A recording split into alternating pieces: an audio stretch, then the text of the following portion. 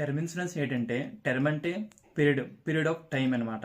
Like 10 years కానీ 20 years కానీ 30 years కానీ 40 years కానీ ఈ టర్మ్లోట మన మీద మనం ఇన్సూరెన్స్ తీసుకునేదే టర్మ్ ఇన్సూరెన్స్ అనమాట.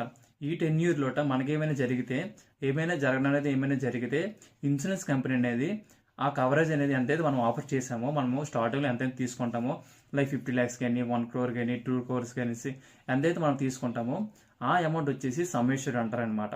ఆ సమ్ అష్యూర్డ్ అనేది మనకి మన ఫ్యామిలీ మెంబర్స్కి అనేది ఇస్తుంది అనమాట. దీని ద్వారా ఫ్యామిలీ అనేది సెక్యూర్గా ఉంటుంది అనమాట, ఫైనాన్షియల్ సెక్యూరిటీ ఉంటుంది అనమాట.